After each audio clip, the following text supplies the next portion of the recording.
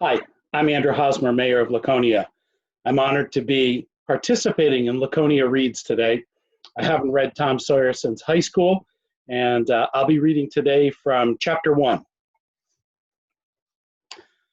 Tom, no answer. Tom, no answer. What's gone with that boy, I wonder?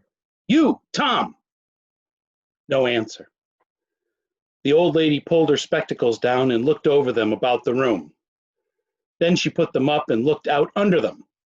She seldom or never looked through them for so small a thing as a boy. They were her state pair, the pride of her heart, and were built for style, not service. She could have seen through a pair of stove lids just as well.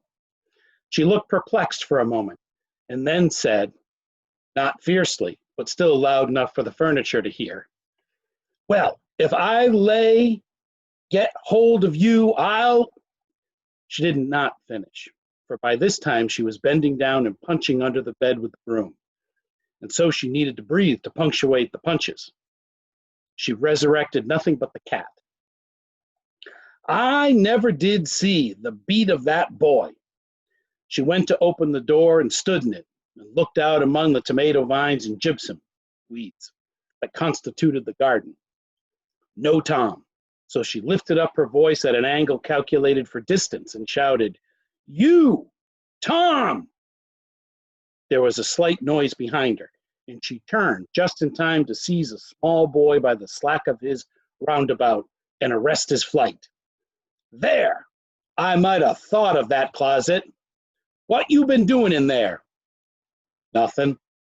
"Nothing? Look at your hands, and look at your mouth. What is that truck?" "I don't know, Aunt." "Well, I know. It's jam. That's what it is. 40 times I've said if you don't let that jam alone, I'd skin you. Hand me that switch." The switch hovered in the air. The peril was desperate. "My, look behind you, Aunt." The old lady whirled around and snatched her skirts out of danger. The lad fled on the instant, scrambled up the high board fence and disappeared over it. His Aunt Polly stood surprised a moment and then broke into a gentle laugh. "Hang the boy. Can't I never learn anything? Ain't he played me tricks enough like that for me to be looking out for him by this time? But old fools is the biggest fools there is. Can't learn an old dog new tricks, as the saying is. But my goodness, he never plays them alike. 2 days, and how is a body to know what's coming? He 'pears to know just how long he can torment me before I get my dander up. And he knows if he can make out to put me off for a minute and make me laugh, it's all going down again, and I can't hit him a lick. I ain't doing my duty by that boy, and that's the Lord's truth. Goodness knows. Spare the rod, spile the child, as the good book says. I'm a laying up sin and suffering for both of us. I know. He's full of the old scratch. But laws of me, he's my own dead sister's boy, poor thing, and I ain't got the heart to lash him somehow. Every time I let him off, my conscience does hurt me so. Every time I hit him, my old heart most breaks. Well. Man, this is born of woman is of few days and full of trouble, as the scripture says, and I reckon it's so. He'll play hooky this evening, and I'll just be obliged to make him work tomorrow, punish him. It's mighty hard to make him work Saturdays when all the boys is having holiday, but he hates work more than he hates anything else, and I've got to do something of my duty by him, or I'll be the ruination of the child. Tom did play hooky, and he played a very good time. He got back home barely in season to help Jim, the small colored boy, saw next day's wood, and split the kindlings before supper. At least he was there in time to tell of his adventures to Jim, while Jim did 3/4 of the work. Tom's younger brother, or rather half-brother, Sid, was already through with his part of the work, picking up chips, for he was a quiet boy and had no adventurous, troublesome ways. While Tom was eating his supper, and stealing sugar as opportunity offered, Aunt Polly asked him questions that were full of guile and very deep, for she wanted to trap him into damaging revealments. Like many other simple-hearted souls, it was her pet vanity to believe she was endowed with a talent for dark and mysterious diplomacy, and she loved to contemplate her most transparent devices as marvels of low cunning.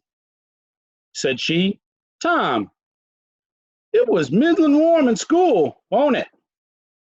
"Yes, ma'am." "Powerful warm, won't it?" "Yes'm." "Didn't you want to go swimming, Tom?"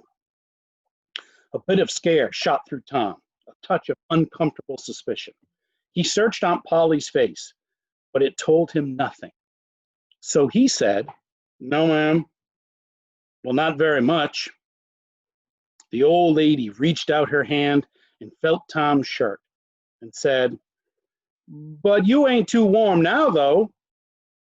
And it flattered her to reflect that she had discovered that the shirt was dry without anybody knowing that was what she had in mind.